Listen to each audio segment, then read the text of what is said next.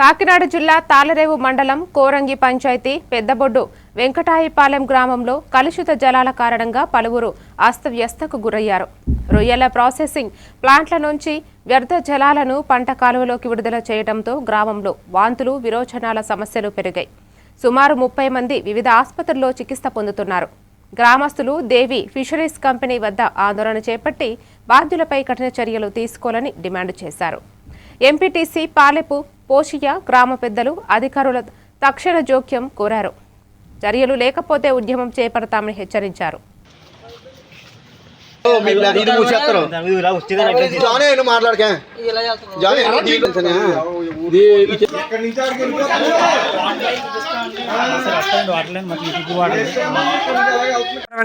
ఈ రోజు కోరంగి పంచాయతీ తాళరేవు మండలం పెద్దబొడ్డు వెంకటాయపాలెం గ్రామానికి దగ్గరలో ఉన్నటువంటి దేవి ఫిషరీస్ కంపెనీ ఈ పంట పొలాలకు సంబంధించిన బోధులో వాటర్ వదిలేస్తున్నారండి. దీనికి సంబంధించి గ్రామ పెద్దలు ప్రజలు అందరూ కూడా వచ్చి ఏమండి ఎందుకు అలా వదిలేస్తున్నారంటే వాళ్ళు కోరంగి పంచాయతీ సంబంధించి గ్రామాలన్నీ ఇదే వాటర్ తాగుతున్నారండి.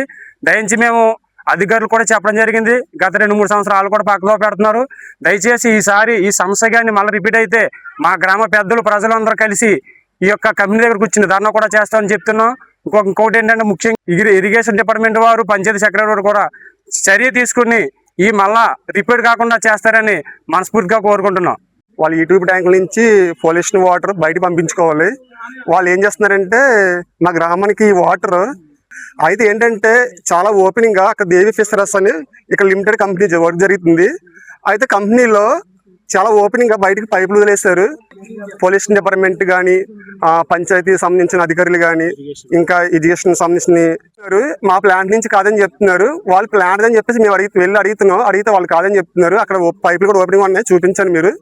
అయితే మరి ఇది ఎక్కడి నుంచి వస్తుంది అనేది ఏంటన్నది అది డిపార్ట్మెంటే దీన్ని పరిశీలించి యాక్షన్ తీసుకోవాలని చెప్పేసి కోరుకుంటున్నాం.